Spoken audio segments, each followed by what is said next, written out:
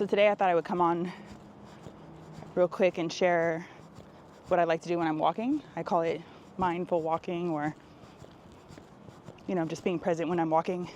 Some tools I've used to kind of incorporate some meditation, time with myself, prayer walking, etc.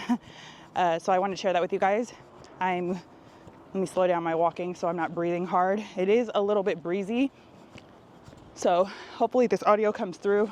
I have my mic on. If it doesn't, I will just probably record a voiceover because I'm not an editing master. But let's hop into it. So the first thing I like to do when I'm walking, my therapist many years ago, she taught me something called, I don't know what the name is, but basically it's using your 5 senses to ground. And when you're doing this, like, you could do this at home, you could do it while you're walking, anywhere you want. And she used it to help me. So if I get like anxious or worried, or I'm thinking too much about the future or the past, I could like get back in the present moment. Those 5 things, obviously the senses are sight, smell, taste, touch, listening. Wait, did I miss listening? I'll put them on the screen as well. I might have missed one just right now, but I'll go in order of kind of how I, excuse me. I'll go in order of kind of how I do it. So when I first start walking, no matter where I am, and this is 9 out of 10 times, I don't listen to music in the beginning. I do this. I will start by looking around at what I see. This could be objects. This could be colors. It's up to you. You could do both. I tend to focus on colors first. So like right now, I see blue, I see green, I see tan, I see grays, I see red, and you look around, and I'm doing it quickly, but you'd want to do this more in a calm, peaceful way. Like I see green and acknowledge it. Notice the rocks on the ground if you're doing shapes. Notice the houses, notice the trees, notice the sun in the sky. Do you see things that are circular? Do you see things that are rectangular? And paying attention to those things and really like savoring the moment.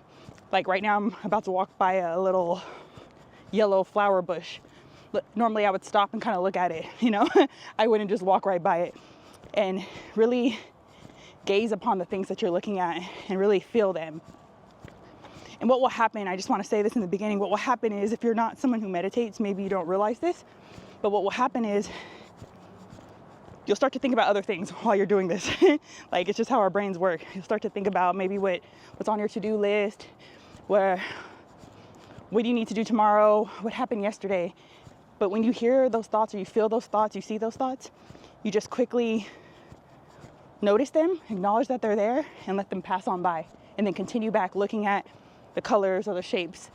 It's, like I said, if you don't meditate normally, you may not be aware of how that works, but that's exactly what you do in meditation. It's bringing yourself back to the present moment. And when you're walking, like, I know it's hard because, like me, I'm a female, and I know women will watch this. So normally I'm like looking behind me a lot, looking around me. So you don't get to be all the time fully in a meditative state. But if you could find a place where you feel safer to walk, that you know it very well, and you know a good time of day, this will allow you to be more at peace when you're walking, and allow you to kind of drop into your body and feel the moment, the present moment, because that's what it's about, feeling right now, not focusing on the future and the past. The second thing I do is, this is when I listen, I hear. So like right now, normally I walk by, I'm by myself, I would hear that sound of I think it's a blower. They're probably cleaning up some debris on somebody's driveway.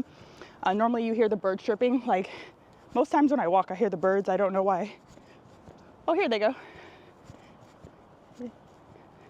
I was trying to see if I can capture it for you, but they stopped. But usually I'll hear the birds chirping like the whole time I'm walking, wherever I walk around here. I'll pay attention to the wind. Like, do I hear leaves in the wind? I pay attention to if I hear like my feet. So for instance, my feet are on the ground, they're walking right now. I'll listen to that. It's hard for you to hear that because I'm using a mic. If I'm wearing certain materials, you'll feel like your arms swishing, like swishing. So I hear that. Like if your backpack is moving on your back, maybe your hair is touching your glasses or something. But I know it's so specific and minute, but that's the purpose, is to focus in on something else, not the past or the present. I mean, not the past or the future, but to be focused on the present. So do with that as you must, but or however you feel, but listening. And if you're somewhere where you're like in a city, unfortunately, you will hear cars going by. And I hate that when I'm walking or hiking. And I hate that when I'm walking, I'm sorry, but it's something else to notice. So that's with the hearing part. You could also hear your breath, like if you're breathing through your mouth. I typically, when I'm walking, I have my mouth closed.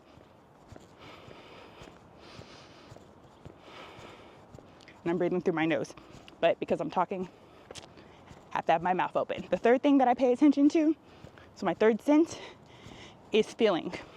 So when I'm walking, another way, we talked about how we hear my feet on the ground, but you most likely can't hear my feet, but I can.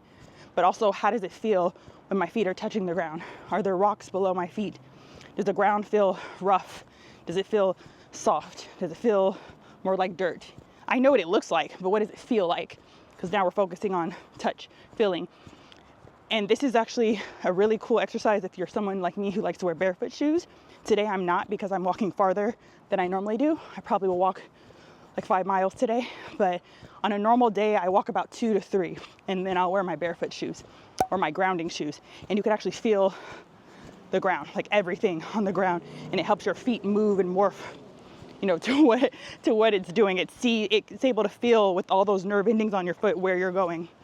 Another thing you might feel is your foot. Maybe you have ankle pain. I have ankle pain, or I had in the past, so I would feel it. What else? You may be able to feel like your socks moving, like if your shoes are too big or too small. Your socks, you might feel your thighs touching each other. Because that happens to me, may happen to you. You might feel the sensation of sweat building up on your body, your back, wherever that may be. But just feeling into these very things. You could focus on just one, or you can focus on multiple, you know, back to back, not all at the same time. But when you're doing this, you're focusing on the present moment. And that's teaching yourself, your body, to be aware and to be in the present moment. For the last 2 senses, I don't focus on them too much, but I still wanted to mention them. One is taste. So when you're tasting, one, it could be just drinking some water or some electrolytes and really savoring the moment and what does it taste like. Or you could say, for instance, kind of gross, but if you're just walking, your spit, tasting your saliva in your mouth, feeling the saliva in your mouth. That's another way to do touch too as well. Then the last sense is, wait, what is the last sense? Touch. I forgot one. Good morning. There's one thing I forgot to elaborate on with grounding. When you're grounding, like when you're touching the earth, that is helping you feel the earth's frequencies, the energy. You're reconnecting back to the earth. That's why you hear people who like hug trees, or you might hear people who walk barefoot on grass. Same concept. And that's actually what my grounding shoes do, my earth runners. They connect to the earth. They're shoes that are made specifically to be able to feel the earth's energy and frequencies and all that great stuff, all the healing properties through the shoe. So I don't have to actually be barefoot when I'm doing that. But a simple way to do that is just by, when you get home, when you're done, you know, go and walk on your grass or go walk in your backyard. You could also just lay on the ground or lay in the grass. You also can go touch a tree or like a rock or boulder, or even like kind of sit next to flowers, something that's coming from the earth. That's a way to also reconnect with nature and to be present in the moment. And like I said, there's plenty of healing properties from that. It's been proven that grounding helps with inflammation, with pain, and all sorts of things. So you could look into that in those studies, but just me, myself, I could tell you grounding has been very helpful for me, especially when it gets to the warmer temperatures. I like to lay out in the sun and just lay on the ground or lay in the grass when I live back in California and just really feel the earth. So definitely try that as a way to connect, as well as to be present in the moment. So the last one is kind of gross. I think it's not gross, but it's smell. Like, you don't want to really smell bad things, right? But depending on where you live, the smells might be gross or they might be pleasant. So like when I'm walking, I don't smell a lot of things here because there's not like a lot of flowers. But when I used to walk in California, I could smell flowers and urine and all kinds of things, but at least I smelled flowers and grass. Here it's desert, so you don't smell a lot of things, but you can utilize that if you're in an area with smell, paying attention to what you smell, maybe you didn't brush your teeth very well, so now you could smell your stank breath.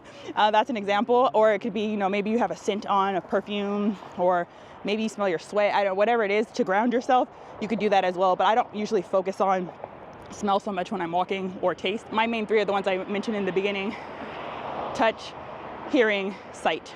Those usually ground me enough. But if you want to go deeper, those are the 5 that you could do.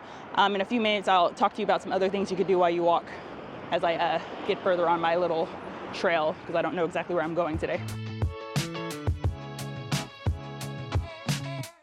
Okay, it's really bright out here. I'm supposed to come out here a little earlier than this, but yeah, I should have brought some sunglasses. The second part of this video is other things you can do besides the 5 senses when you're walking. So some people may not want to do that, which is totally fine. There's other things that I've incorporated into walking so that I can kind of kill 2 birds with 1 stone. A lot of people, they complain that they don't have time to like self-improve or to have a kind of morning ritual because they have so many things they have to do. Another thing I started doing to get kind of creative in the mornings when I was working at my previous job was I would go on walks, or I would work out, and I would, oh, there's a dog barking. Some folks walked by and the dog started barking, so hopefully you can hear me pretty good. Got my mic on. So what I would do is I would write down affirmations or my goals, or both in most cases, and I would basically record myself on audio so I could listen to it. Sometimes I would do it where it's like I would say the affirmation and then have a pause, so then in the audio, so that when I'm walking I would just say the affirmation in my head or out loud. So like say you're like, I am worthy on the audio, and then there's a pause so that me presently when I'm listening to that audio saying I'm worthy can also say I'm worthy out loud or in my head. And that's good like for the gym as well as walking. You just have to, if you're someone who likes to listen to music, you could put instrumental music in the background that's like either fast paced or chill. Depends on you, totally depends on you. And you could use this when you're walking and when you're not. You could use it just any time of the day, but it helps you to kind of still have that morning ritual if you don't have enough time in the morning and you can't make more time in the morning. Another recording I like to do is I will record what I want my future self to look like. So what I envision my best days to be, or like what my dream life is. I have it recorded, and I've had it recorded in different periods of my life. And it's so funny when you like listen back to it, to what my dreams were like 5-10 years ago versus to what they are like right now. Even what my dream life looked like 3 to 6 months ago is totally different than what I envision it now. And so that's another kind of cool thing. If you don't like journal or like to journal physically with pen and paper, you could do it like as an audio version and record yourself saying that, so that when you're walking you're listening to your voice saying that. Or as an additional tip, you could have somebody else read it, like so it's kind of like a book, and have them reading it like it's them reading it to you. That's another way that you could do that to kind of positively brainwash yourself into believing your thoughts and your feelings. I think it's very useful. Like I've done it. I swear by it. I think it's really important. And I think the more that you listen to it, the more you get it ingrained in your head, the better it is. You could also do this same thing by just visualizing when you're walking. Just make sure you're mindful of your surroundings. Like me, I'm looking around because I'm by myself. There's been bikers and people walking by, but just when you're walking, you could just visualize your future self, or visualize what you want your day to look like, visualize how you want to show up in the world. That's another way to be present in the moment, as well as killing, like I said, 2 birds with 1 stone, being able to start your day on a positive note. Now, if you're walking in the later afternoon, it doesn't really matter. It still would be the same effect. There might be more people walking around in the afternoon. I'm not sure, because I don't typically walk that far in the afternoon, but that would be the only downside of that. But it still works at any time of the day. The next thing I would say you could do is you can observe your thoughts when you're walking. A lot of us, when we're walking, I think most people when you're walking are doing things, you start to think a lot. You start to think about everything and anything, really. Things that you might not even want to think about. You think about the guy who didn't text you back, or you think about the presentation that you had yesterday and how it went. You think about how there's not that much money in your bank account and you have bills to pay. Something's, coming up. Everything's just falling down on you right now. You're like, I don't feel my best. And you think about all these things, and instead of just getting deep and pondering and digging yourself in a hole of just a whole bunch of negative thoughts and thoughts that really don't serve you, thoughts that are not going to help you, thoughts that are really hindering you and holding you back, you can decide, okay, I'm going to observe these thoughts. I'm going to acknowledge them, see that they're there. I will write them down, record them, or put them in my notes in my phone. And then later on, I will circle back and I will replace them. Or you could do it at the same time while you're walking. Like if you have the ability to do that, if you can just literally think of the thought and then replace it right then do that. But if you don't want to do that, you want to be more present in this moment when you're walking and not be on your phone, which I recommend not being on your phone when you're walking, then just real quick, write it down. Because if you have unless you have a really super memory where you can remember it, then that's cool. But if you cannot, write it down, because you might not remember it later. And I feel like if it's coming up, it's something that you probably need to heal, replace, or let go of.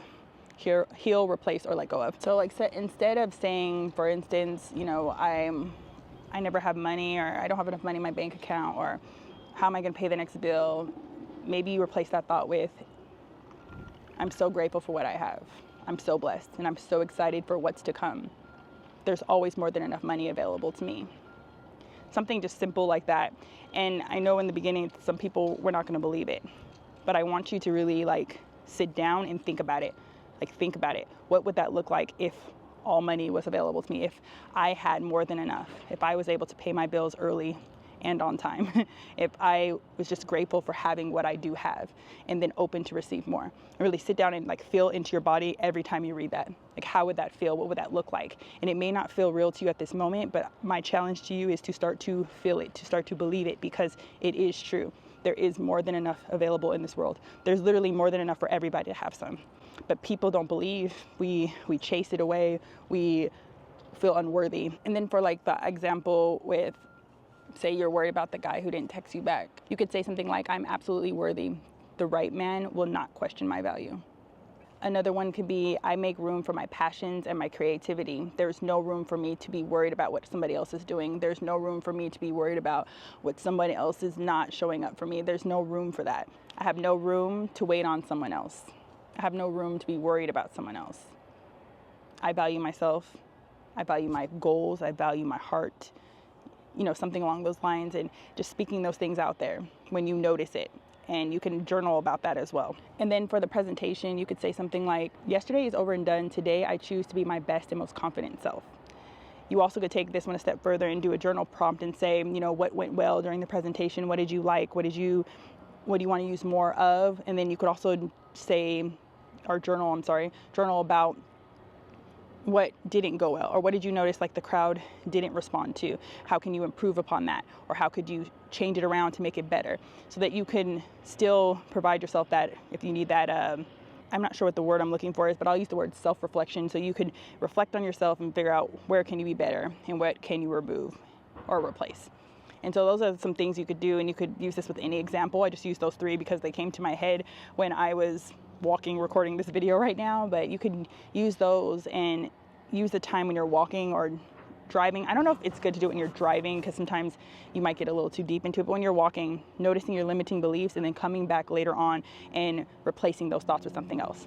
That's how you do shadow work, and that's how you improve upon yourself. That's what inner work is acknowledging this version of yourself and seeing how you can either have more of that, less of that, replace that, and be the best version of yourself. And sometimes those parts are not pretty. They're dark. Sometimes they're dark. And you acknowledging those things and loving yourself anyways is beautiful. It's beautiful. It's also hot out here. And I know it's not that hot, but it just feels hot because the sun is beaming and I'm wearing wool and a vest. I thought it would be a little bit cooler outside today, but it's pretty warm. Just remembering that journaling is really cool. Journaling, it gives you the power to see, where did I learn this belief? Who told me this belief? Who put this belief on me? Because most of the times we do not put these beliefs on ourselves. A lot of times we observed them or someone told it to us, and then we took that belief on for ourselves. Oh, I'm hitting my mic. We took that belief and we carried it on for ourselves into our life. Some of you watching this might be younger than me. Some of you might be older than me. There's people who carried beliefs that they were told when they were 5 or 6 years old, and they're 80 something years old or 90 years old. You, wherever you are at this point of life, you could decide to take those beliefs, or you could decide to leave those beliefs behind and go forward with the new version of you. And that's another powerful thing with journaling, meditation, just acknowledging your beliefs and observing them and healing them and growing from them and evolving from them. So I think that's a very beautiful thing.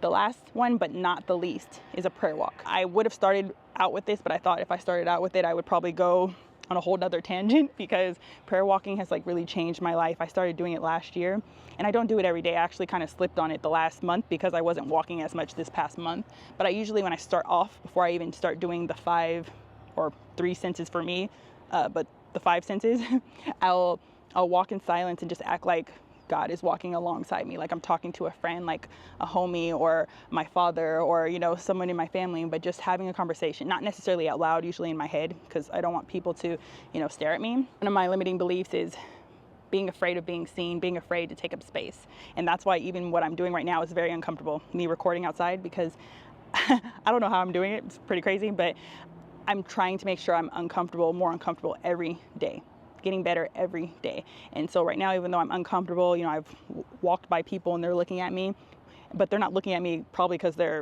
think I'm weird. They're probably just looking at me because normally when you walk by someone walking, you look at them or you say hello to them, you know. But I digress.